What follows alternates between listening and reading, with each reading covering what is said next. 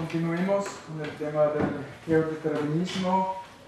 Eso lo pongo como, digamos, subtítulo de desarrollo desigual, porque resurgió el geodeterminismo como una explicación del desarrollo desigual. O sea, no es como en el siglo XIX, cuando el geodeterminismo ha tenido la función de justificar el colonialismo y imperialismo, sino la preocupación ahora es explicar, entender por qué las trayectorias socioeconómicas de varias regiones o países ha sido tan diferente.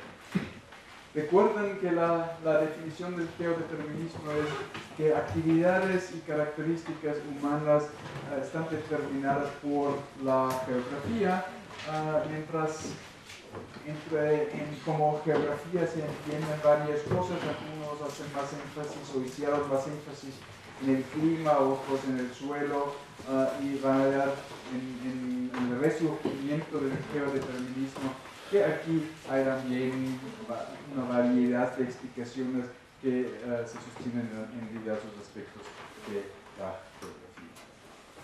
Históricamente, como ya mencionaba, el geodeterminismo fue la justificación para la expansión y la dominación de otras tierras, y es precisamente un elemento que contribuyó a la institucionalización de la geografía económica en el sistema universitario científico, porque los geógrafos proporcionaban, digamos, explicaciones científicas, entre comillas, para el dominio del hombre blanco sobre la población.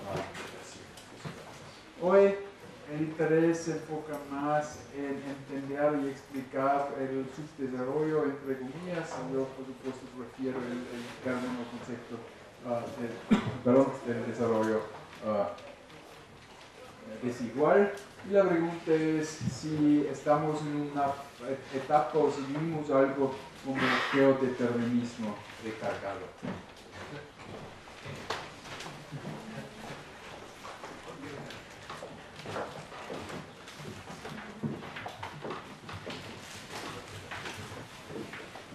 Temas recurrentes en este contexto sería el subdesarrollo tropical. Eso de hecho es una cita, o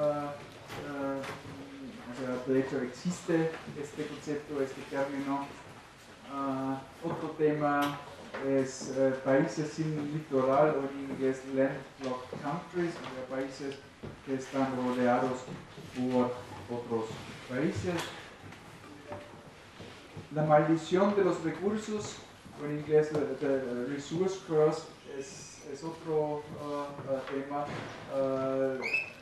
Como maldición de los recursos se entiende que un país, una región con abundancia de recursos naturales reduce a un comportamiento económico de vivir de la renta, o sea, en este caso de la renta de los recursos naturales, en vez de desarrollar capacidades, o como diría Chekhov, en vez de desarrollar trabajo nuevo, en vez de invertir, vivir para ponerlo simple, de la naturaleza.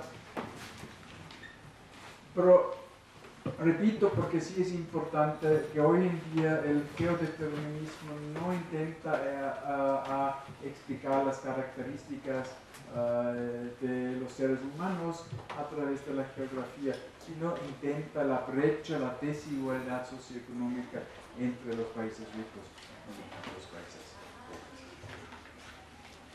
Como en toda la trayectoria de la geografía económica, yo siempre intenté poner algo del contexto de las sociedades en el cual se desarrolla el concepto. Hoy en día recuerden que en la geografía económica, pero también en otras disciplinas de las ciencias sociales, falta un paradigma fuerte. Tenemos una pluralidad de corrientes, de posiciones, por lo bueno y lo malo. No quiero juzgarlo aquí, solamente es como descripción que existe una pluralidad de explicaciones, por ejemplo, del desarrollo desigual. Sin embargo, también cabe en esta pluralidad, caben corrientes neoconservadoras a partir de los 80s lo vemos políticamente, pero también eso se refleja con algún retraso en la producción científica. Por varias razones. Uno sería el acceso a recursos para la investigación. Claro, los gobiernos, sus instituciones se han hecho cada vez más conservadoras, será más fácil recibir fondos para investigaciones en esta dirección. Tercero, el debate sobre el cambio climático es sumamente importante como contexto del resurgimiento del geodeterminismo, porque es una relación, bueno, de sociedad y naturaleza, y no siempre se da cuenta que esta relación sería de ambas partes, sino a veces eso conduce a un cierto geodeterminismo. Es decir, cuestiones ambientales se han hecho más convenientes, más importantes en los últimos años en el debate científico, y están utilizados por debatir, por explicar las cuestiones de desarrollo, subdesarrollo o desarrollo desigual. Una variación de eso serían cuestiones culturales, que pues, tampoco son tan novedosos. En Max Weber, por ejemplo, obviamente la cuestión de la religión tiene un impacto, una importancia para cuestiones del desarrollo de instituciones económicas. Y observamos que ambas partes, la importancia de cuestiones ambientales y culturales, regresaron o resurgieron en varias disciplinas, en la economía, pero también en geografía y historia. Eso quizás es importante.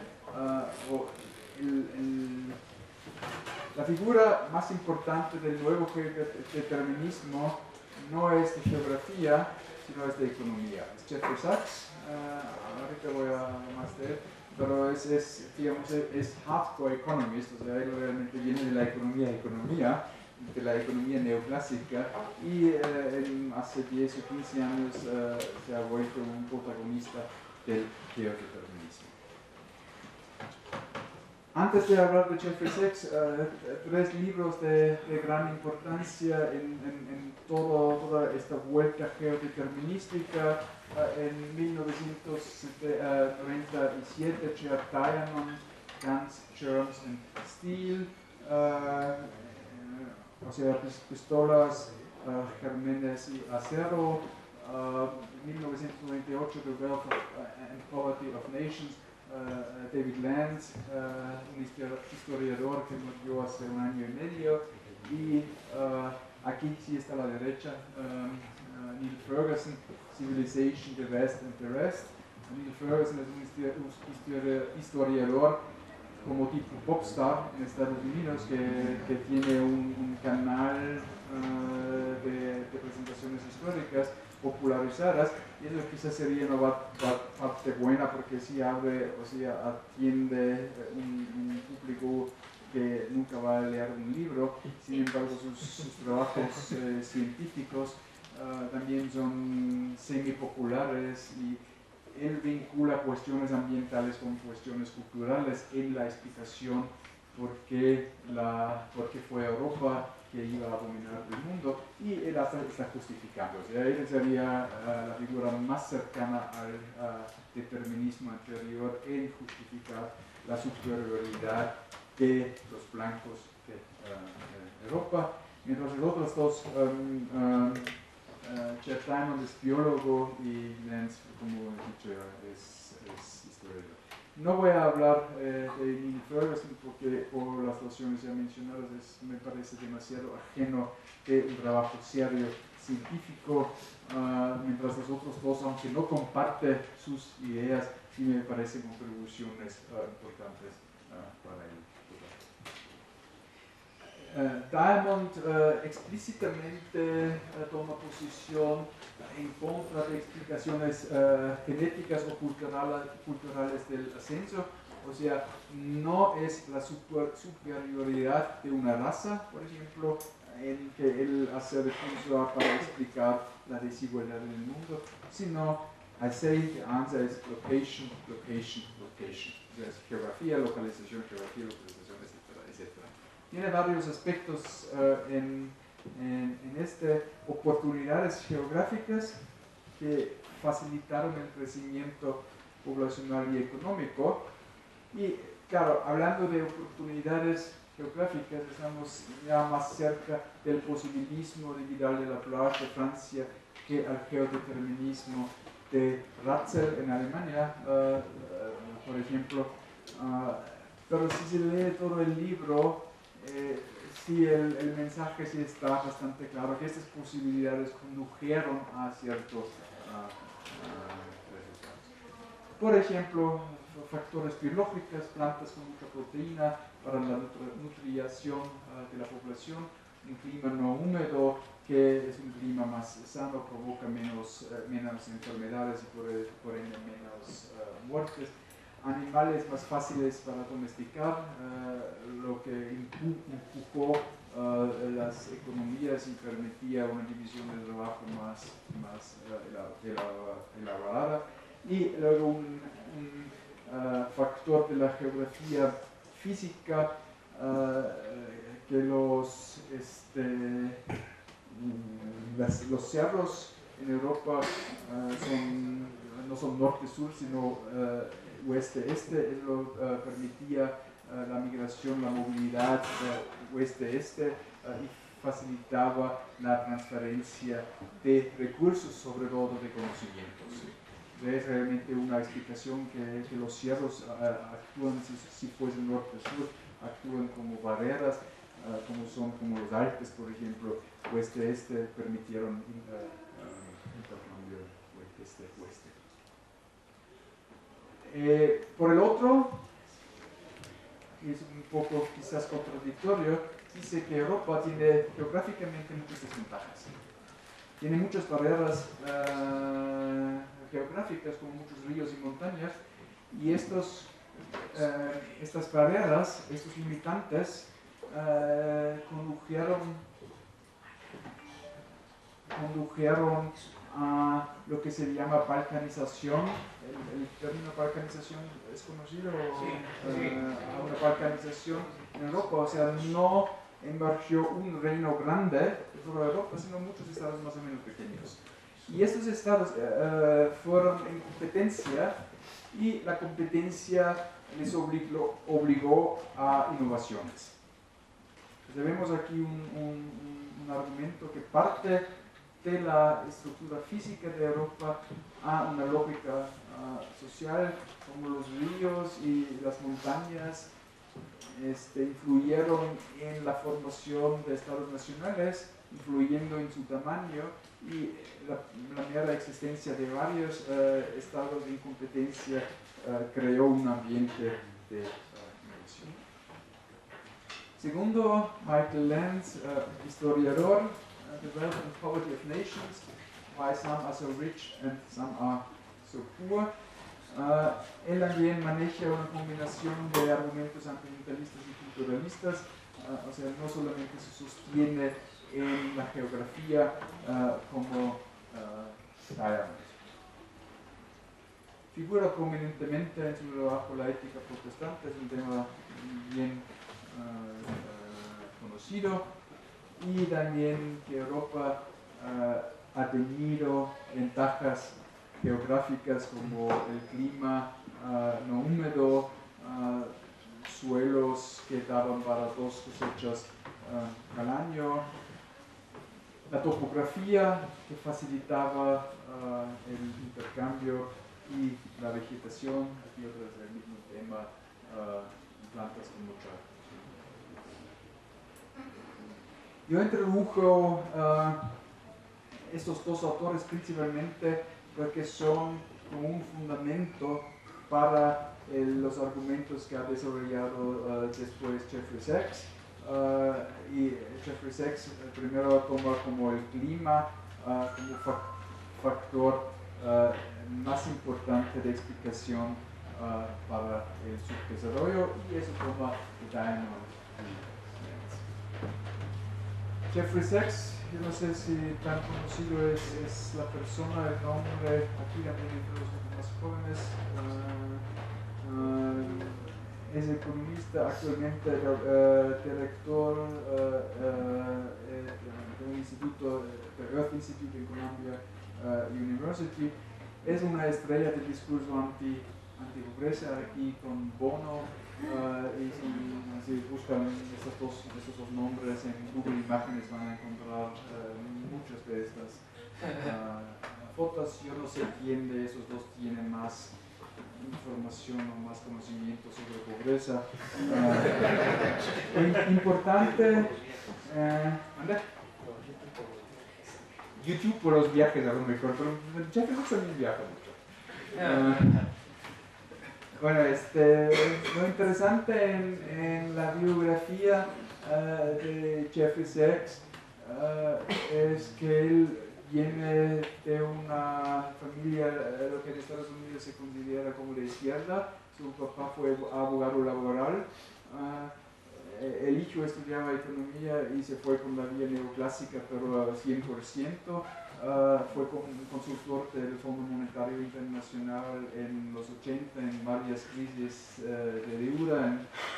En Bolivia en el 85 fue muy prominente Jeffrey Sachs en formular lo que se conoce como shock therapy, o sea, un cambio brusco en las estrategias socioeconómicas de los gobiernos. También figura prominentemente en la transformación de los países exsocialistas en Europa. O sea, tiene toda una trayectoria convencional en las instituciones internacionales, instituciones financieras internacionales. Sin embargo, en la segunda mitad de los 90 se convierte en uno de los críticos más, quizás no más profundos, pero más escuchados del Fondo Monetario Internacional y sus recetas para cambios estructurales en países pobres y tampoco solamente en países pobres, sino también en países ricos. Vemos la influencia de Diamond Lenz. El libro de Diamond fue publicado en 97, el otro en 98. Y como dice, yo lo he escuchado una vez a Jeffrey Sachs en una conferencia, tiene una gran habilidad de ganarse el auditorio. Y él explicaba su conversión, digamos, que él viajaba mucho, decía, y viajaba a varios países y se daba cuenta que las instituciones internacionales ordenan los países alfabéticamente, o sea, empiezan con Albania y terminan con Zimbabue, y en estos listados todos los países parecen iguales, salvo los indicadores económicos, ¿no? Uno tiene un país, un PIB per cápita más alto que el otro, uno tiene más exportaciones de esta materia prima, la otra de manufactura, etcétera, etcétera. Pero no hay diferenciación espacial. Y él así lo explicaba, yo no sé si es cierto, pero así él explicaba que viajando mucho se daba cuenta que la geografía es diferente, o sea que Bolivia tiene diferentes condiciones que Albania, y sin embargo el Fondo Monetario Internacional tiene las mismas recetas para Albania y Bolivia. Y según Jeffrey Sachs, eso no puede ser correcto porque las condiciones son diferentes. A través de los años se ha hecho y todavía es consultor de las Naciones Unidas en lo que se llama los objetivos de desarrollo de milenio, y realmente con este cargo amplió su influencia, su posibilidad de impactar en el discurso antipobreza, y por eso yo sí creo que tiene más, o sea, es la figura más importante que Bono, porque realmente Jeffrey Sachs ha impactado no solamente en las políticas de las Naciones Unidas antipobreza, sino en algo metodológico. Y ustedes se dieron cuenta que yo de vez en cuando regreso al punto metodológico, porque eso me parece clave en las ciencias. Jeffrey Sachs, por ejemplo, con su discurso logró que tanto en las Naciones Unidas como en el Banco Mundial la categoría de landlocked countries, o sea, países sin litoral, aparece en las bases de datos. O sea, estas organizaciones internacionales ordenan sus datos o por países, o sea, de Albania hasta Zimbabue, o por algo que llaman conglomerados o regiones. Y ahí tenemos, por ejemplo, high, middle and low income countries, o sea, países de ingresos altos, medios o bajos, lo que sería PIB per cápita. Pero también tenemos continentes, digamos una categoría sumamente geográfica, y luego tenemos categorías que son algo geográfico, pero también son constructos, como por ejemplo surge la categoría de islas pequeñas. Claro, se puede argumentar que islas pequeñas tienen condiciones propias que justifican que se haga una categoría de islas pequeñas. Y también surge la categoría de landlocked countries, de países sin litoral. Eso implica que toda la gente utilizando las bases de datos de una manera u otra va a aceptar que esta categoría es una categoría. Y una categoría siempre lleva más, o sea, no, es un ordenamiento de datos y siempre lleva un concepto, por supuesto. Y así se ve en la influencia de Jeffrey Sachs de establecer, por ejemplo, este concepto, que para mí es totalmente dudoso, como una categoría de sistematizar datos. Oiga, un comentario. Sí. National Geographic sacó en videos el libro de Hayamo y se puede consultar en YouTube. Ahí aparecen los 6 videos y bueno, yo solo he visto el primero y es clarísima la tendencia que usted menciona, justamente de que el clima, la domesticación de los animales y todo eso, la verdad así suena mucho. No, porque tiene una capacidad de convencer a la gente y por eso yo le veo, o sea, también ya pasó un poco la moda, hay que reconocer, pero en Hamburgo entre los estudiantes también se ha hecho una figura muy leída. Su libro está, o sus publicaciones son las más recientes, o sea, no los anteriores, son accesibles y como es antiburgués, lo que gusta a mucha gente, y como es fácil de leer, lo que también le gusta a mucha gente, y como ofrece explicaciones fáciles, lo que también no le gusta a mucha gente. Eso todo contribuye a su popularidad. Hay un libro que se llama ¿Por qué fracasan las naciones? De Asimov, me parece, y él hace una crítica a la visión geográfica del desarrollo y pone como ejemplo una ciudad fronteriza entre México y Estados Unidos, no recuerdo cuál, pero vamos, es exactamente la misma geografía, pero son totalmente distintas. Entonces, bueno, es otra visión nada más. Sí. Lo ves de las instituciones. No, yo claro, esa es la corriente institucional que yo mencioné el otro día, y yo al rato les voy a dar solamente 2 o 3 ejemplos empíricos que muestran que para mí claramente no es sostenible empíricamente estas posiciones, porque de hecho conocemos regiones ricas y pobres que están en mismas condiciones o en cuanto al clima o en cuanto al litoral. O sea, Austria es uno de los países más ricos del mundo, pero Austria no tiene costa, y sí tenía en el reino austrohúngaro, la costa fue muy chica, o sea, eso no vale la pena llamarlo costa, ¿no? Sin embargo, es uno de los países más ricos del mundo. El Salvador, uno de los países más pobres de América Latina, tiene suficiente de costa, sin embargo, eso no implica un desarrollo sostenible. Y China no cambiaba mucho la costa, pero en los últimos años cambiaba mucho la economía china. Yo no sé, yo no veo, o sea, el impacto de la costa ni del clima. Sí existe una cosa como cambio climático, pero no tanto en 30 años para explicar el surgimiento o resurgimiento de China.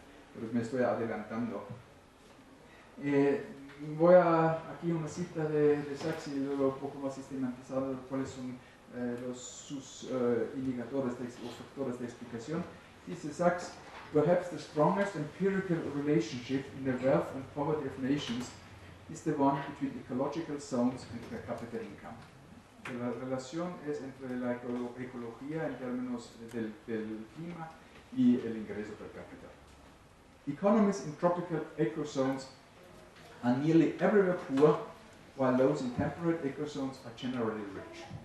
And when temperate economies are not rich, there is typically a straightforward explanation such as decades under communism or extreme geographical isolation.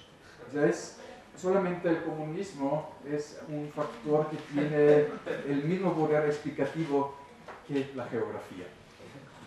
Y voy a hablar al final de la presentación un poco sobre la metodología, porque eso sí es otra vez, yo veo mucho impacto, o sea, como llega a sus conclusiones tiene mucho que ver con la metodología aplicada, en este caso no los modelos de la economía neoclásica, sino los sistemas de información geográfica. Otra cita del mismo texto: "The physical geography is in fact highly differentiated." Así es.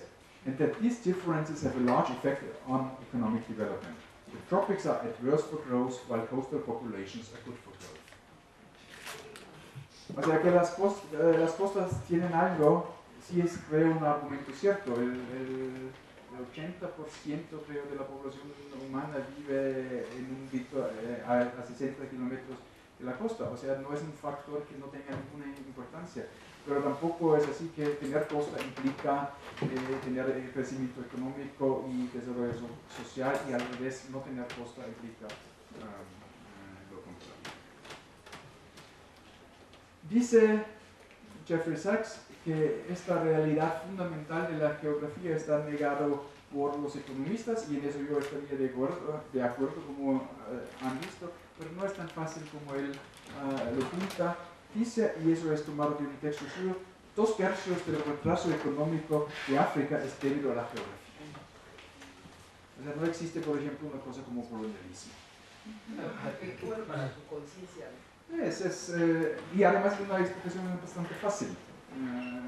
Si se reduce la historia a hechos geográficos, y tampoco es una geografía muy rica, es el clima y la formación de la tierra.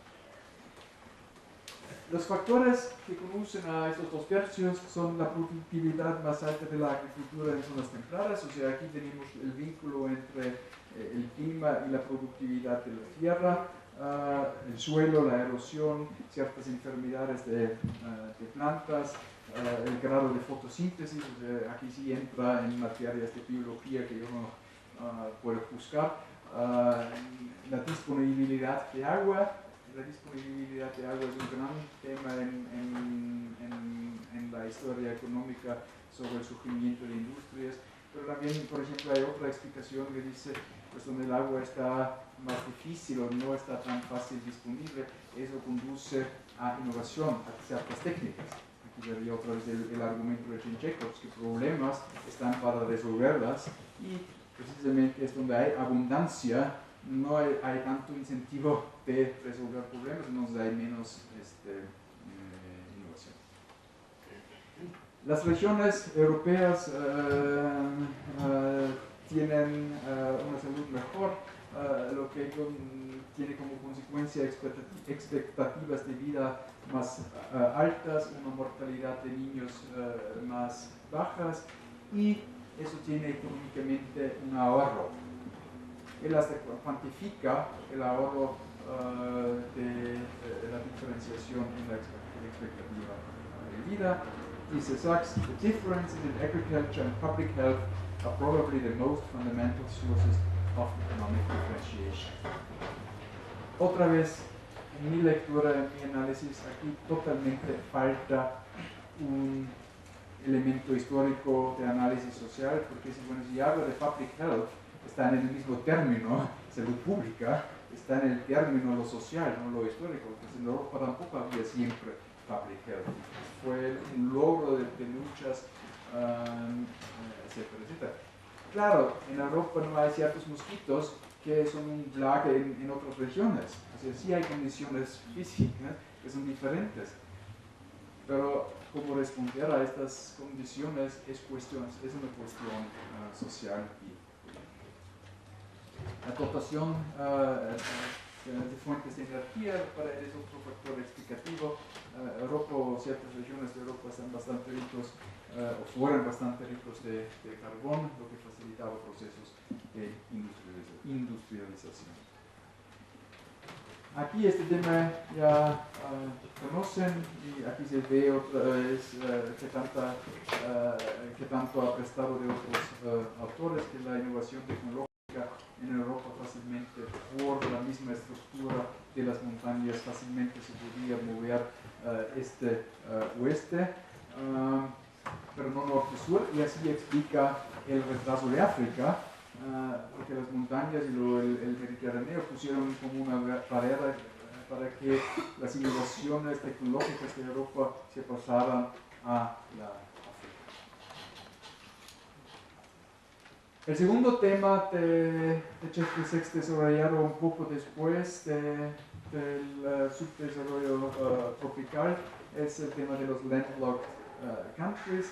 Y aquí el argumento simplemente es que países sin litoral tienen una desventaja de ubicación, tienen desventaja en el comercio en cuanto a aspectos como accesibilidad a mercados, tanto mercados finales para vender productos como mercados de insumos, tienen un costo de transporte más alto, tienen costos de aduana, dependen de políticas de países vecinos, etcétera, etcétera. Este mismo argumento para mí es totalmente contradictorio, porque está lleno de aspectos sociales. O sea, así como la frontera de una nación fuese algo geográfico. Obviamente no es. O sea, vemos países, pues su país es un caso que el tamaño ha sido más que hoy en día es, o sea, ha perdido el tercio o el 40% de su territorio. El país de donde yo soy también es un caso, fue un reino grande en Europa y ahora es un estado chico.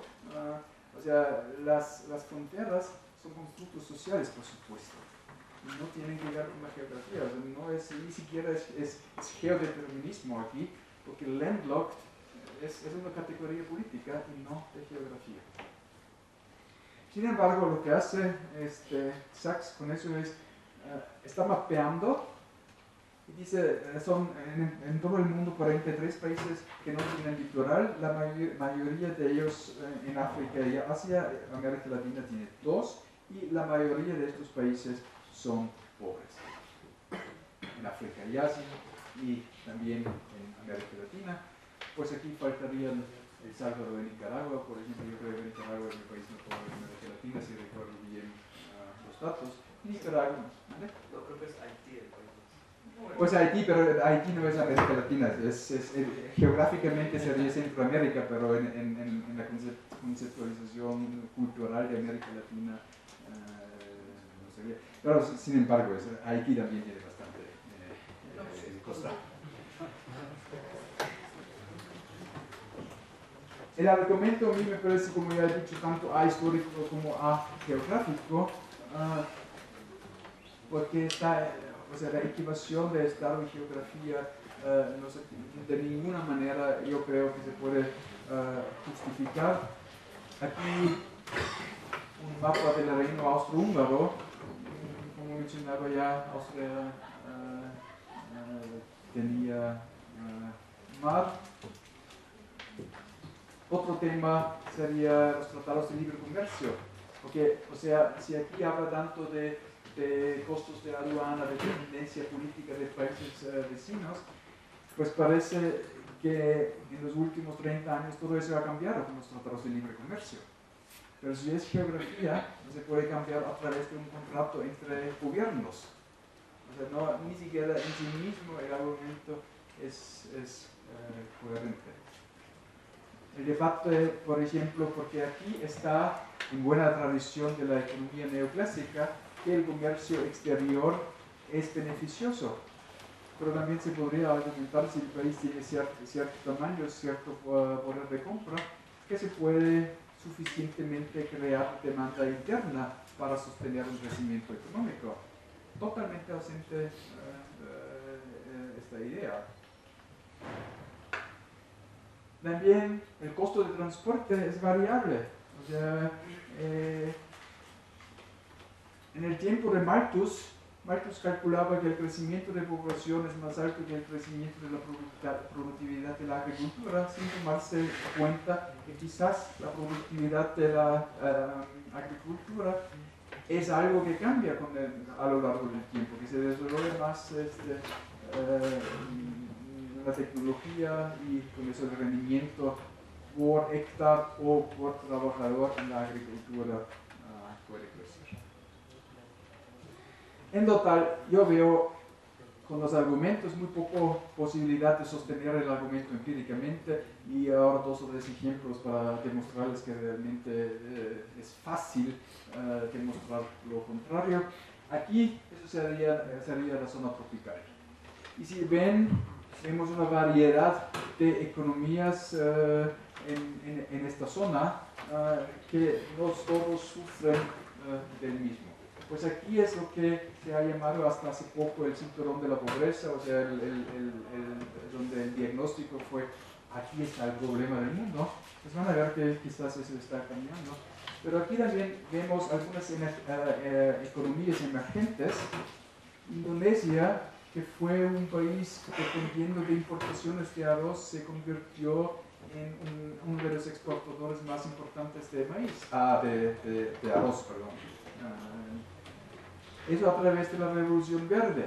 Ahora no estoy muy en favor de la Revolución Verde, pero eso significa que con la tecnología, o sea que la tecnología es un factor sumamente importante en responder a las condiciones físicas o de clima. Aquí también vemos bastante diferenciación, ¿no? Aquí vemos a algunos países sumamente pobres en Centroamérica, pero también vemos a Brasil, que está tratado como un estado BRIC, o sea, uno de los nuevos estados importantes. Yo no sé si realmente es justificado clasificar Brasil y China en la misma categoría, pero lo que sí es obvio que entre aquí y aquí hay una diferenciación socioeconómica muy importante que no se puede explicar por el clima. A corto plazo, nada más un gráfico tomado del Banco, o sea, los datos son del Banco Mundial, el crecimiento del PIB per cápita, América Latina, sería esta línea, este es el mundo total y esto es África, y ustedes ven que en la última década África siempre, subsahariana África siempre ha sido debajo del promedio mundial, pero eso cambia al principio de los años 2000. Y por eso, ¿por qué cambia? Pues cambia por la relación comercial estrecha entre China y varios países africanos, que no necesariamente es bueno, eso no digo, pero solamente muestra que la trayectoria económica en el subsahariano África ha cambiado mucho en los últimos 15 años por la intervención de inversionistas chinos, que están buscando materias primas, por supuesto, pero también están empezando en outsourcing, o sea, China fue un receptor de capital para la industria manufacturera, ahora ellos mismos empiezan a invertir en otros países, a poner plantas de industria manufacturera para la producción de productos. Eso simplemente es demostrar que aunque el clima ni las costas hayan cambiado, la trayectoria económica del subsahariano África sí ha cambiado. Otro ejemplo, Brasil, Estados Unidos, en 2 zonas climáticas muy diferentes. La línea roja es Brasil, la azul es Estados Unidos, y se ve en ambos casos mucha fluctuación, pero se ve también que había tiempos en que el crecimiento per cápita fue más alto en Brasil y había años en que fue más alto en Estados Unidos. Si fuese correcta la hipótesis de Jeffrey Sachs, eso no podría ser posible, porque debería ser siempre igual, salvo si aquí tuviéramos un tiempo con un gobierno comunista que cambie las condiciones geográficas, pero no lo tuvimos. Tercero, una serie de datos a largo plazo, eso está tomado de Madison. Ustedes conocen el base de datos de muy bien. Se ve, por ejemplo, en el caso de Europa, una participación en el año 2000 que no llegaba al 10%, luego en 1900 un tercio de la producción mundial en Europa, y luego bajó otra vez. China también mucha variación, que tenía su auge en 1820, bajó significativamente y está recuperando. No importan los detalles de este gráfico, lo importante es que vemos aquí tanta fluctuación que no se puede explicar con el clima ni con las costas. Porque si fuese correcto que el clima explica 2/3, esta variación, pues, el cambio climático no es tan fuerte para explicar eso, o la variación en el caso de China, o no a la misma escala, pero también en el caso de India, que está recuperando la participación en la producción. Este sí, empíricamente no es muy fuerte, no son muy fuertes los argumentos de Jeffrey Sachs, y yo sí veo que parte del problema viene en la metodología aplicada. Él trabaja por un lado con correlaciones estadísticas y por el otro con sistemas de información geográfica. En la estadística conocemos la correlación espuria, y yo le haría lo mismo sucede con sistemas de información geográfica. ¿Sí saben qué es sistemas de información geográfica? En cuanto a estadística, por ejemplo, es el ejemplo de todos los libros de texto de geografía, de estadísticas, por lo menos en Europa, que se puede mostrar que existe una correlación tanto alta como significante entre el número de cigüeñas y la tasa de natalidad. Sin embargo, sabemos bien que no existe una relación causal entre los dos factores.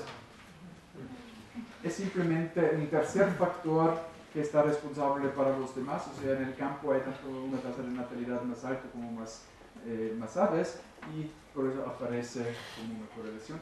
Y lo mismo sucede si uno sobrepone mapas. Sistemas de información geográfica es nada más que suponer un mapa temática que no. O sea, tengo un mapa de ingreso per cápita, por ejemplo, y un mapa del clima. Y si me aparecen que corresponden, eso es como con los cigüeñas y la tasa de natalidad, sí parece haber correlación o correspondencia, pero causalmente no es. Y esta parte de análisis causal falta en el caso de Jeffrey Sachs. Si entra de vez en cuando entra en eso, por ejemplo, se vio forzado a explicar porque algunos países sin litoral como Austria o la Suiza en Europa son países ricos, hace una footnote, una nota diciendo, por razones históricas, estos países desarrollaron un sistema de transporte bueno. Pues aquí están los razones históricos, ¿no? El desarrollo, claro, en Europa fue distinto que en África, pero ¿por qué fue distinto en África que en Europa? Por el colonialismo, etcétera, etcétera. O sea, es bastante... Finalmente, dejamos Jeffrey Sachs y sus argumentos y un tema que me parece algo más serio, que vale la pena de reflexión más que las tesis de Jeffrey Sachs, es la maldición de los recursos, o como también se llama The Paradox of Plenty, o sea, el paradoja de la abundancia. Eso empieza en los 90 también. Jeffrey Sachs en su tiempo se dedicaba a este tema, pero luego se quedó más hacia explicaciones climáticas. El intento aquí es conceptualizar la relación o preguntar si existe una relación entre abundancias en recursos naturales y las trayectorias económicas de ciertos países, y la hipótesis es que la abundancia de recursos naturales lleva a crecimiento económico inestable y lento. Pero la verdad es que este argumento está de alguna manera relacionado con el de Sachs, está indicando ahí, y también sería fácil de argumentar que no es cierto. Pues yo también creo que no es cierto, pero yo lo veo más sofisticado y mucho menos geodeterminístico que Sachs, porque aquí ¿Cómo voy a argumentar? Obviamente está como elemento entre resultado y condición es un gobierno o actores económicos que buscan rentas en vez de actuar como capitalistas. Y eso, otra vez, no lo comparto el argumento en mí. O sea, brevemente yo siempre contesto, ¿qué pasa con Noruega? El país más rico y más desarrollado del mundo, que vive del petróleo, pero parece que no sufre de la paradoja de la abundancia. Yo creo que es otro concepto desarrollado para explicar la miseria en África, tomando por ejemplo como Nigeria, tomando Nigeria como ejemplo. Sin embargo, yo creo que es como solidez en el pensamiento se basa mucho más en, o se acerca mucho más a la realidad que lo que dice Jeffrey Sachs. Jeffrey Sachs es un popstar. No reflexiona mucho. Hubiera sido interesante que analizáramos con un poquito de detenimiento el planteamiento de Madison, porque Madison fácilmente demuestra las tonterías estas que... Claro. Es que sí, de verdad, yo no salgo de mi asombro cómo puede la gente creer en esas cosas. Es decir, Madison lo demuestra con datos. Sí. Y la geografía es una variable que es importante considerar, sin embargo, no es determinante. La determinante, si podemos encontrar dentro de 5 variables, es la inversión, ¿sí?, en infraestructura. Entonces, bueno, él hace un análisis completísimo como de, yo no recuerdo, pero algo así como 200 años, con estadística, y demuestra cuáles son las variables que determinan el crecimiento y cuáles no. Entonces, pues realmente esto, de veras esos argumentos, sí me parece como un regreso, ¿no? No, claro, pero para explicar la lógica del curso no son mis argumentos, pero es un poco como el panorama o uno de los propósitos del curso fue darles una impresión de lo que se discute en geografía económica. Yo sí creo que eso es importante, porque a través de la economía regresó el geodeterminismo en el debate, o sea, con la persona de Jeffrey Sachs. Sí me parece interesante. Y estoy totalmente de acuerdo, pero la geografía tampoco es solamente la geografía física. O sea, la geografía es mucho más que naturaleza, o sea, clima, o suelo, o es mucho más que distancia. Toda la geografía construida, etcétera, etcétera, etcétera. La percepción, recuerden el primer día de este curso, o sea, es una idea de geografía también muy limitada. Sí. Se me hace ese argumento como una forma muy mal vista de las cadenas productivas. Yo pienso que a lo mejor es una forma muy mala de interpretar el desigual repartimiento del valor agregado, porque yo pienso, lo que se me ocurre al ver este argumento es que lo que más seguramente pasa en esos países que tienen recursos naturales abundantes es que tienen poco valor agregado. Son los que nada más, como habíamos visto en la imagen anterior, pues se encargan de trabajo de manos o trabajo que es físico, que no requiere gran valor agregado. A lo mejor va con el mismo argumento y eso es lo que embona, lo que termina de ser como concordante ese argumento, pero realmente yo tampoco pienso que los recursos naturales sean la causa de un crecimiento económico lento.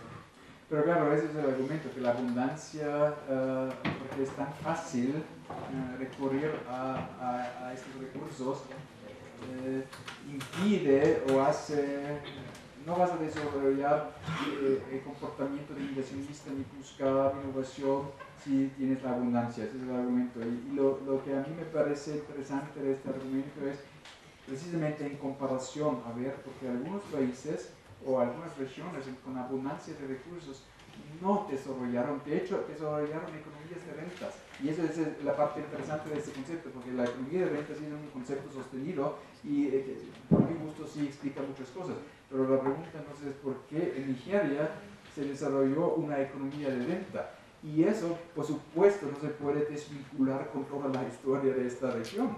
O sea, es mucho más.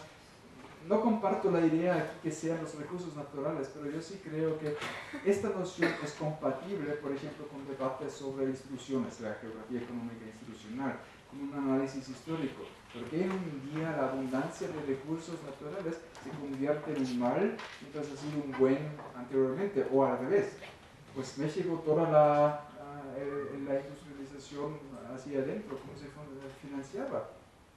por los recursos del campo, que proporcionaban alimentos baratos y mano de obra barata, y por el petróleo, que fue importante. Y yo nunca he hablado o nunca vi aplicado el término de paradójicamente para México o para Noruega. Sí se aplicaba en su tiempo para Países Bajos en Europa, pero es muy parcial. Y si es como una ley, debería aplicar para todos los casos. Pero otra vez, lo interesante aquí que veo es abre la puerta para un análisis histórico de las instituciones que impidieron en ciertas regiones economías diferentes. Y en eso sí creo que la abundancia jugó un papel. Sí, pero ahí tiene que ver con cuestiones de las transnacionales, porque si vamos a analizar eso precisamente, la explotación de los recursos hídricos en México son transnacionales. Entonces, bueno, si de repente no hay agua, no es como nos están haciendo creer que porque nosotros le damos mucho al agua en la casa. Es porque se están sacando el agua potable y cada vez cuesta más las botellas, el agua embotellada. Se está llevando los recursos a las transnacionales y nada más hay que ver quiénes son las propiedades. Entonces, el problema de los recursos está ligado con la economía y está ligado con las transnacionales. Sí, pero no solamente con las transnacionales, sino, como diría otra vez en este caso, también, por ejemplo, con élites locales o regionales, que tampoco se puede desvincular de lo global, porque los élites en Nigeria, o sea, si los desvinculas del colonialismo no vas a entender No, claro, los élites. Yo tenía una alumna que hizo un trabajo en Ghana sobre land grabbing. O sea, los transnacionales que invierten o compran tierra en países pobres, que es un tema que también pasó un poco de moda, pero en los últimos años fue gran tema. Lo que ella descubre, por un lado, que en la mayoría de los casos no funciona, o sea, que es capital perdido. Otra vez podríamos explicar con David Harvey Special Fix, en este caso un fracaso Special Fix. Pero otra cosa que descubre que a mí se me hizo sumamente interesante es el papel clave que juegan élites locales en eso. O sea, no es norte-sur, los malos del norte y los pobres y buenos del sur. No, los élites locales juegan un papel importante en eso.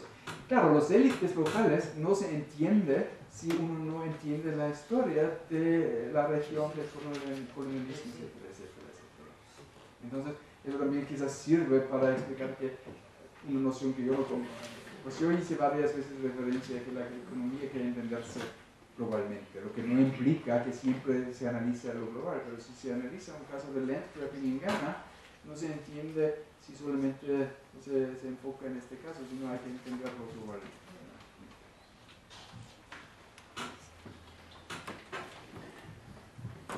Bueno, los elementos de la abundancia de recursos que traen consigo este crecimiento económico lento y inestable es la volatilidad de recursos, o sea, los precios de materia prima tienden a una volatilidad mucho más grande que, por ejemplo, productos de industria manufacturera, pues no hay que hablar mucho sobre este tema aquí en México.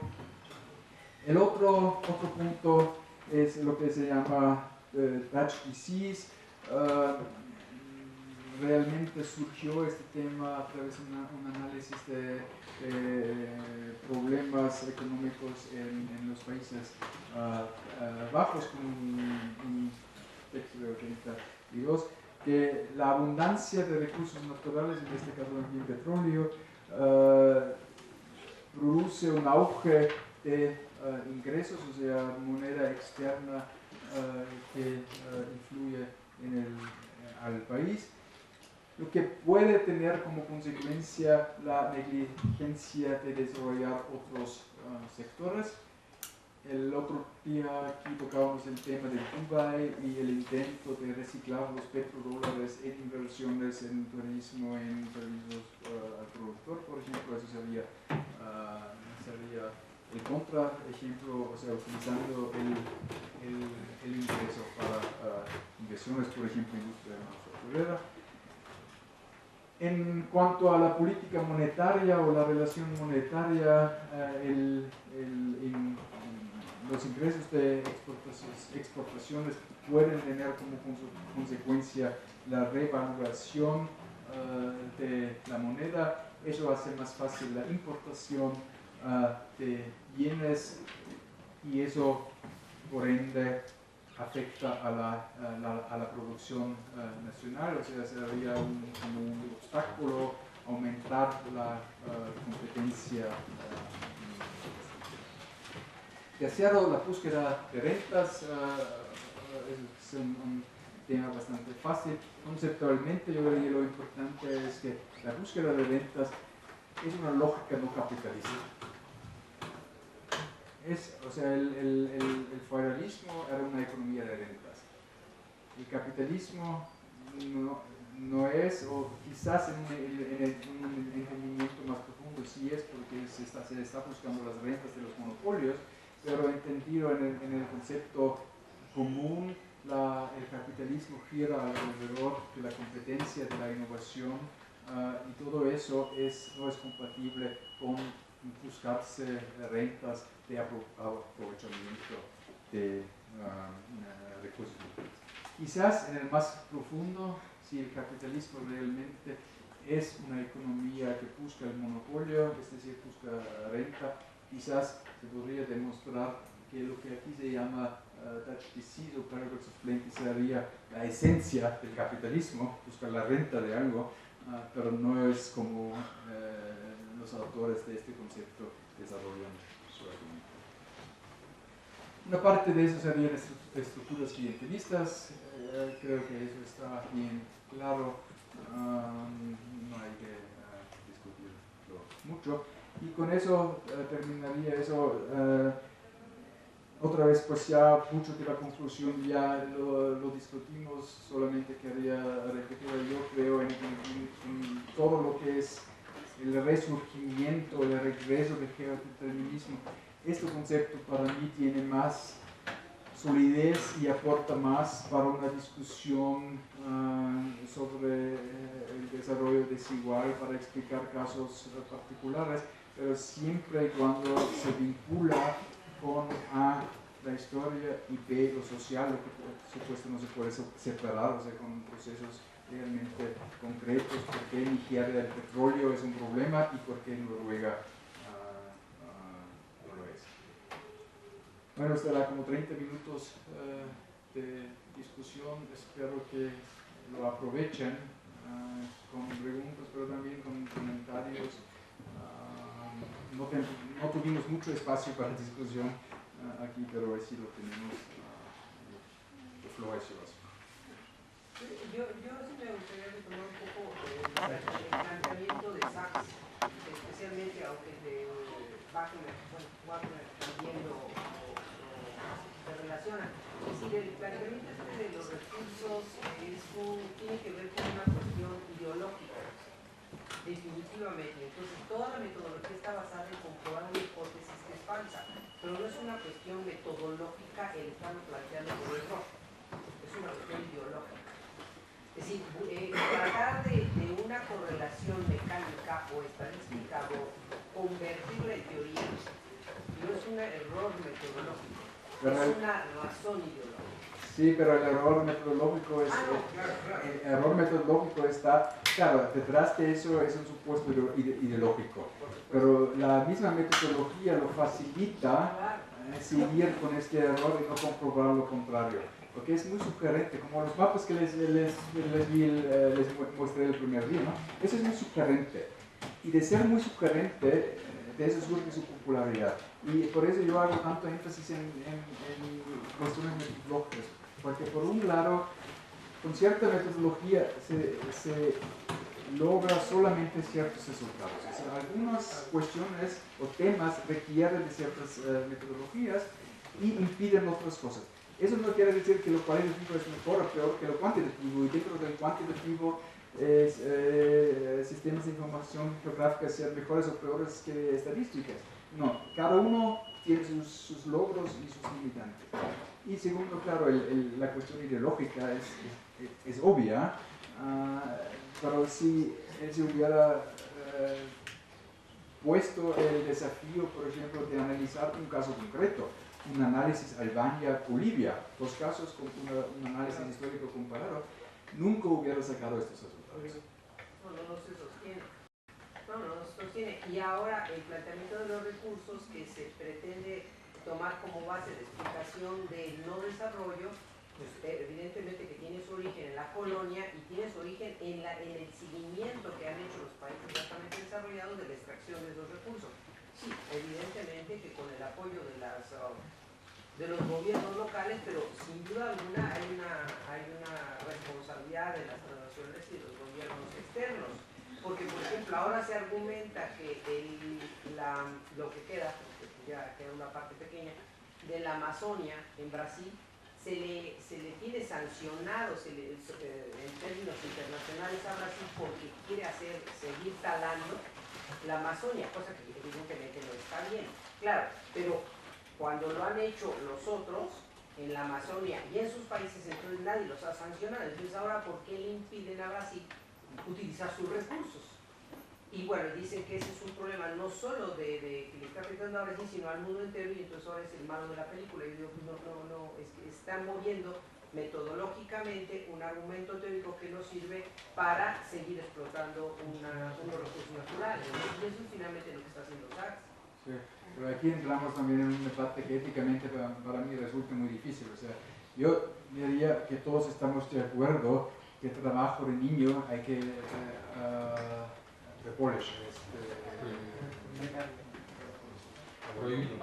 abolir. Gracias. Pero claro, eso sería una barrera de entrada en cadenas productivas, de no utilizar trabajo de niños. Y en los mismos países europeos, a lo largo de su desarrollo, sí se utilizaba. Entonces, eso es, o sea, aquí entramos en, porque ni el uno ni el otro sería una opción. Claro. ¿Hay más preguntas, comentarios? ¿Sí? Yo tengo un comentario. Jeffrey Sachs hizo un estudio econométrico respecto a la medición de los recursos naturales, como él lo menciona, e hizo un estudio econométrico y sí demostró que sí hay una correlación entre la presencia de abundantes recursos naturales y el poco desarrollo de esas regiones. Y trató de hacerlo incluyendo distintas variables. Ahorita ya viéndolo con este curso, son variables de tipo geodeterminístico. Entonces, lo que él demostró es que ninguna de esas variables, así como el subdesarrollo tropical o sea, de las cosas que vimos hoy, no tenían injerencia en la determinación de la maldición de los recursos naturales, pero había factores socioculturales de los países en los que él basó su estudio que tenían una alta correlación con el resultado que estaba arrojando. O sea, él dijo, ok, si hay presencia de la maldición de los recursos naturales en estos países que estoy analizando, pero es por la presencia de estos recursos naturales y también por cuestiones institucionales, políticas, sociales que existen en estos países. Entonces, recuerdo que en ese paper él no estaba cerrado a la posibilidad de que estos factores estuvieran relacionados con la maldición de los recursos naturales. Y sí, o sea, va en línea con lo que hemos estado diciendo en esta clase, que es así como que no es solamente la presencia de los recursos naturales, sino que también son otros factores institucionales. ¿De cuándo es este paper? No sé, pero si quieres se lo mando a su correo, Sí, por porque favor. lo acabo de leer en este semestre. Porque yo, mi percepción es que cada vez más acercándose a ser como consultor de las Naciones Unidas y entrando en este tema de subdesarrollo tropical, cada vez más fáciles o simples fueron sus argumentos. Y de hecho, eso de 2/3 del plazo de África está tomando de un paper de 2001 y poco después fue como consultor en Naciones Unidas. Y aquí cada vez sí, resta 1/3 quizás para influencia de actividad humana, pero a lo mejor tiene otros papers, o sea, pero lo popular de él es eso. Ya, una voz, ¿no? Sí. No, primero. Bueno, es que yo me quiero regresar un poquito a la parte del desarrollo desigual, porque precisamente, pues a partir de la salida de la dependencia surge este aspecto de dividir el mundo en centros y periferias, ¿no? Sin embargo, ahí nos dice, es determinista desde el punto de vista económico, porque nos dice que se requiere de esa estructura mundial para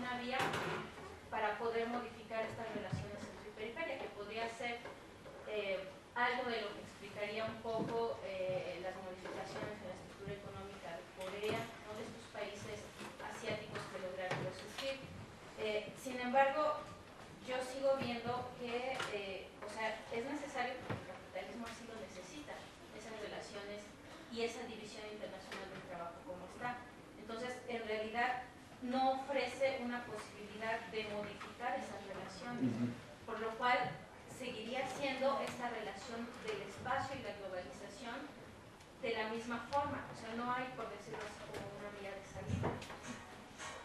Y esa teoría de dependencia, a su vez, más adelante se modifica un poco, surgen otros planteamientos estructuralistas. ¿Lo puede repetir, por favor? ¿Puede repetir el último? Sí, que, bueno, después de la teoría de la dependencia, precisamente surgen estas corrientes estructuralistas e institucionalistas en economía, ¿no? Que ya da también, pero retomando también este planteamiento del centro y periferia. Entonces, quisiera que si pudiera usted ligar un poquito más cómo estos nuevos planteamientos de globalización y desarrollo desigual se relacionan precisamente desde lo que retoma de la dependencia. Ok, pues primero, ¿es determinista y no es determinista? En la conceptualización de la teoría de dependencia y más allá del sistema mundial y por supuesto también el marxismo, el existir de centro y periferia es una necesidad del sistema. O sea, el capitalismo es polarizante y por eso existen centros y periferias. Eso, sin embargo, no significa que es determinante en términos que una región, una sociedad que en un día es periferia, debe quedarse allí. Y ese es uno de los grandes malentendimientos en cuanto al concepto de Wallerstein, que mucha gente le acusa a ser determinista. No. Es obvio que hay espacio para moverse, o sea, algunos productores, sociedades, regiones suben y otros bajan, si tomamos la visualización de una escalera. Pero eso no implica, y eso es importante, que subir sería posible para todos. Porque si en el análisis más profundo estamos convencidos que el capitalismo es polarizante, siempre habrá alguien en la periferia. Por las mismas características del sistema, pero no siempre son los mismos necesariamente.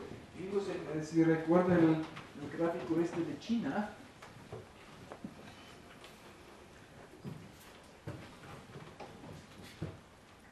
mucha fluctuación, o sea, China fue económicamente en su tiempo el centro del mundo, bajó mucho y ahora quizás está recuperando la posición central. Y eso es, o sea, esa es la primera parte de la respuesta, que yo estoy convencido que el capitalismo es un sistema polarizante, por eso tiene centro y periferia, pero también estoy convencido que eso no es estático, sino que hay mucha fluctuación, hay mucho por eso, etcétera, etcétera.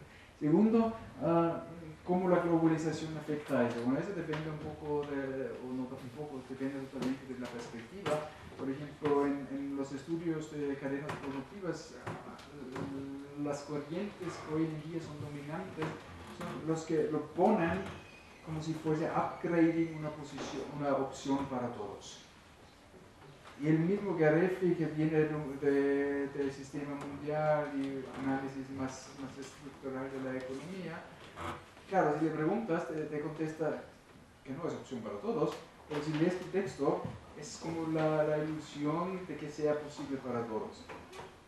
Mientras en un análisis más estructural de cadenas productivas, como originaron en el análisis del sistema mundial, que últimamente está recuperado por Jennifer Baer, por ejemplo, ellos hacen énfasis que upgrading sí para algunos, en ciertas condiciones, etcétera, etcétera, pero eso no explica que es una opción para todos. Entonces no es, o sea, la globalización para algunos que utilizan el concepto más como metodología muy aplicado, sí ven, aunque no lo justifican y no lo discuten, pero lo pintan así, que sería una opción para todos, mientras otros dicen, bueno, sí, un productor no sé, un productor de zapatos en Perú, eso es un carro bien estudiado, sí lograron upgrading y tomarse una parte más grande del valor agregado, pero eso va a costo de otros productores. ¿Sí? Sí, mi pregunta es directamente aquí. Pero también está la posición de, por ejemplo, citos. Se dice que en el capitalismo existe esta movilidad de países e incluso regiones, pero también hay estudios que demuestran cuántos mundos necesitaríamos para que un determinado número de países lograra el desarrollo que tiene Estados Unidos, por ejemplo.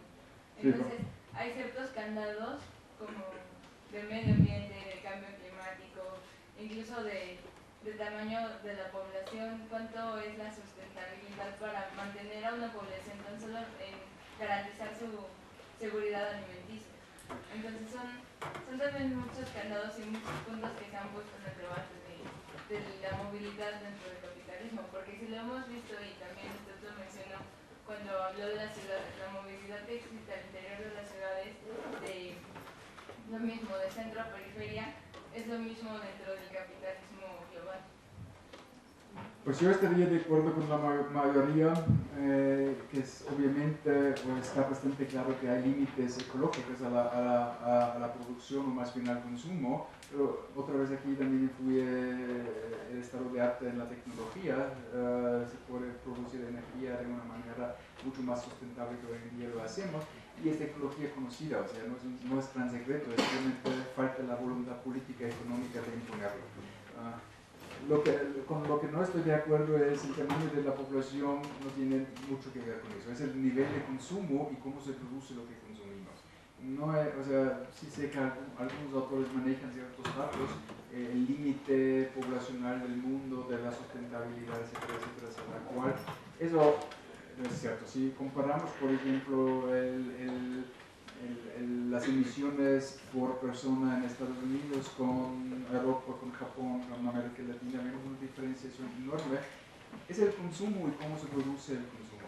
Segundo, tampoco hay una relación entre población o crecimiento de población y crecimiento económico o bienestar.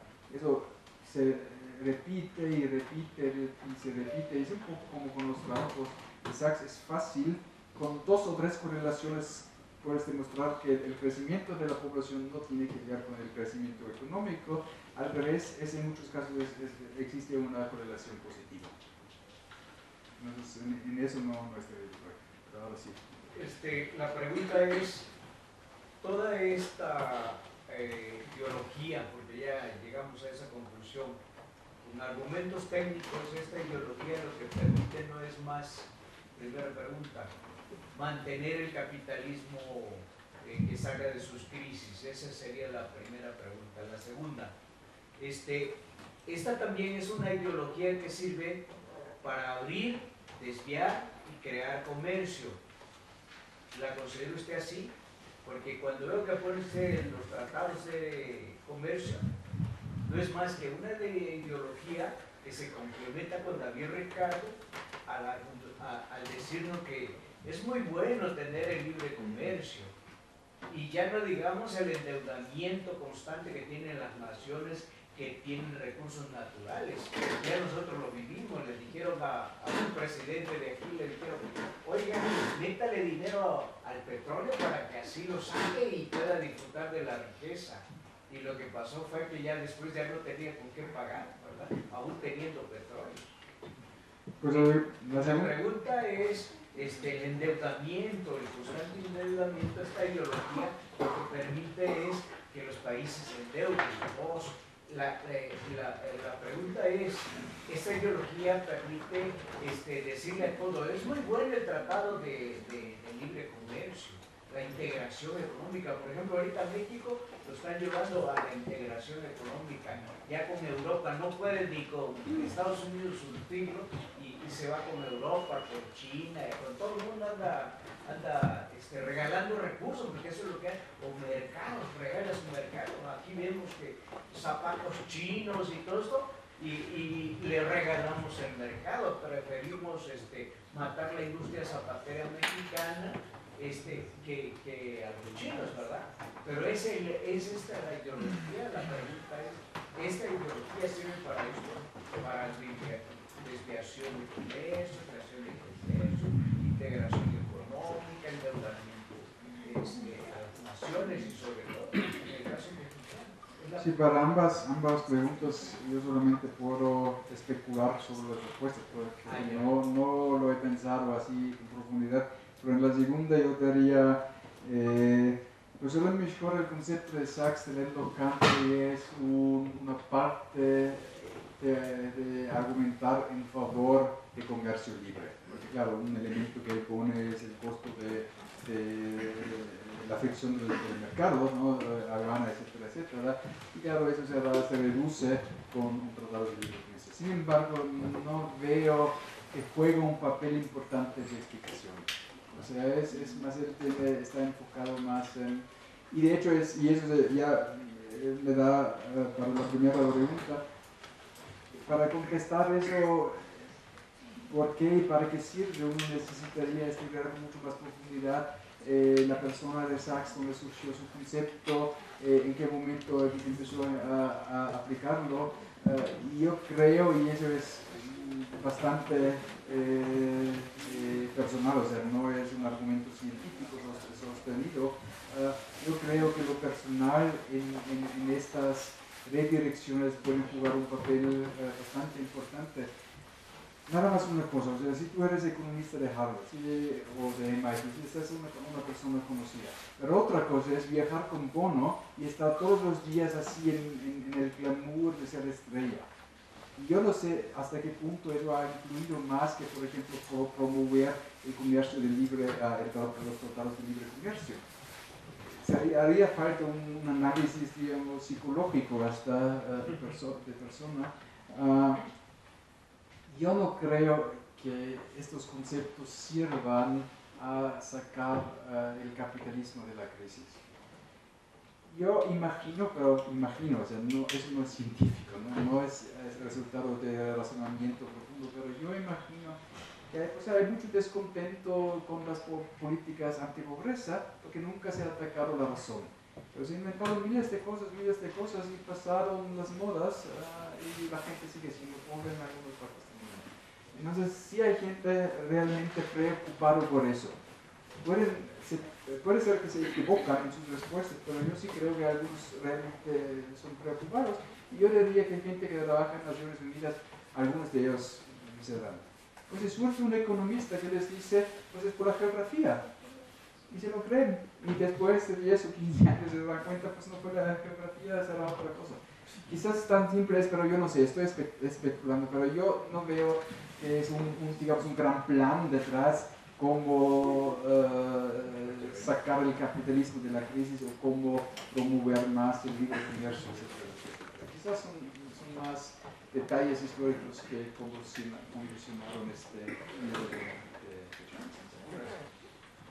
si podría comentar o profundizar sobre la vinculación de lo político con estos procesos de desarrollo desigual, analizados desde la perspectiva de la geografía económica y pues también considerando todo esto de la vinculación de clases sociales dominantes locales y supranacionales en términos como de los escalamientos que ha habido del poder del Estado. Pues es una pregunta sumamente grande, o sea, es... ¿Anda? Sí, en serio. Es muy importante, creo yo, pues, mencionar siempre este carácter político de las relaciones sociales económicas, porque muchas veces también nos quedamos, aunque se ha repetido en el curso, que la economía es una construcción social que tiene que ver con la cultura, la historia, etc.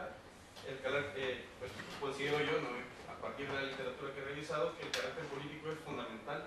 Pues un ejemplo sería una posición que un gobierno pueda tener hacia las inversiones extranjeras, es decir, toda inversión extranjera sea bienvenida, lo que sea. Welcome a todos los inversionistas. Otra posición sería bienvenido a la inversión extranjera si cumple con ciertos requerimientos, cierto valor agregado en el país, última tecnología, creación de empleo digno, no sé, pero o sea, es obvio que México, los gobiernos de México han puesto muy pocas condiciones a la inversión extranjera, están festejando la inversión extranjera como tal. Los gobiernos chinos lo hicieron de otra manera, ponen condiciones. Y se ve después de 30 años que sí el resultado es diferente, ¿no? Yo el otro día saqué por casualidad, miré eso en internet, sí es algo maravilloso, me encontré con un artículo de una revista alemana, Der Spiegel, que se compara con Proceso aquí, o sea, es una revista semanal más o menos serio. un texto que se publicó poco antes de los Juegos Olímpicos en México, y en este artículo pintaron como México como ejemplo para todo el tercer mundo.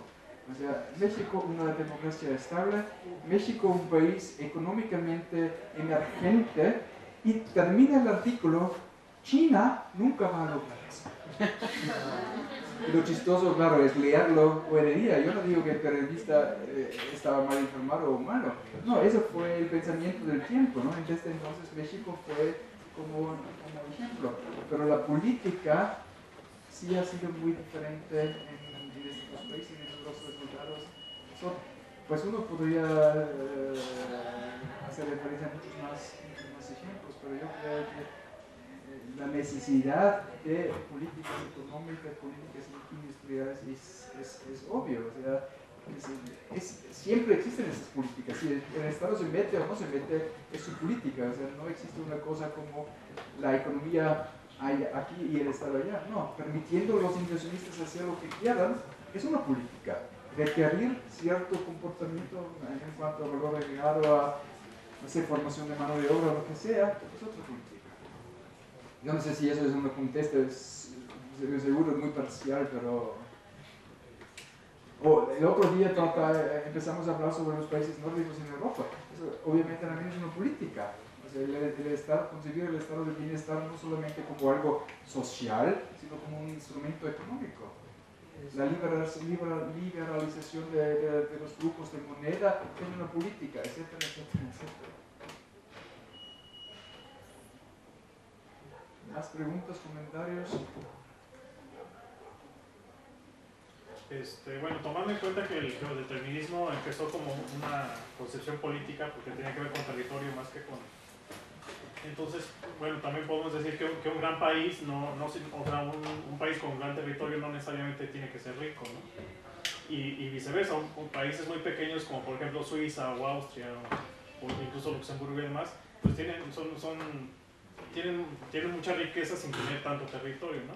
Entonces, por ejemplo, usted que es de Austria, ¿por qué considera usted a su experiencia o sus estudios, por qué Austria es rico? O sea, si no tiene mar, si no tiene tanto territorio, digamos. Pues otra pregunta para llenar un bulto.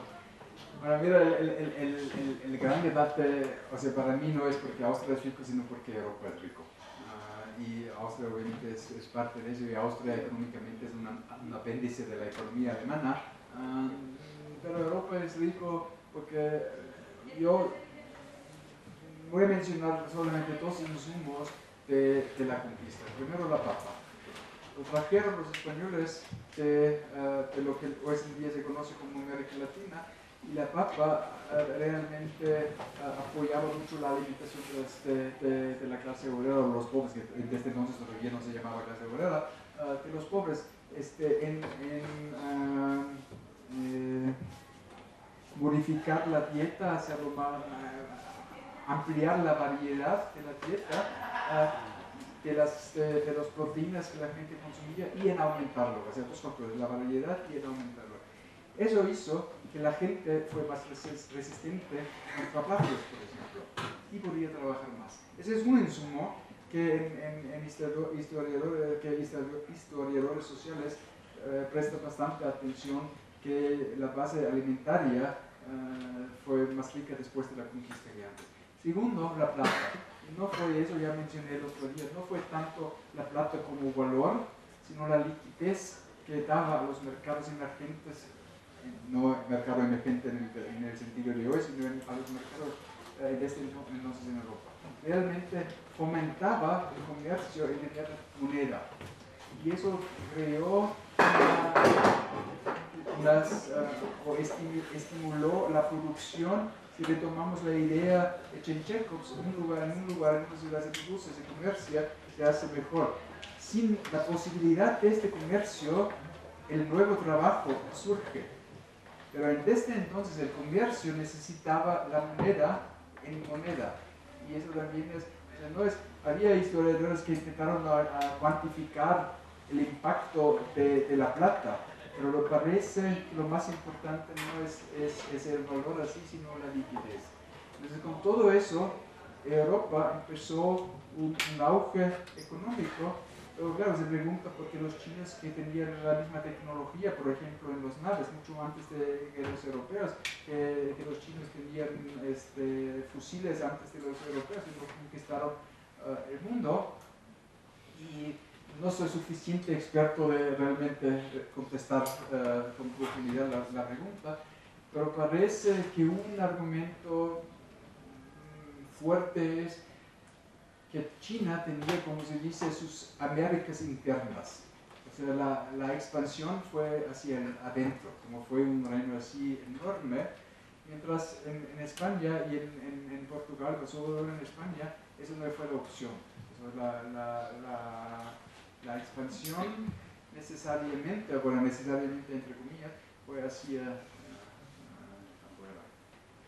Y yo tengo entendido que en la historia económica, claro, todos los temas siempre están de debate, pero es un poco virulento todavía explicar por qué Europa, lo que en Europa sí parece que también fue un factor, una separación de iglesia y Estado relativamente temprano, lo que permitía desarrollar instituciones estatales, políticas, independientemente de la iglesia. Pues sí, Austria es parte de eso.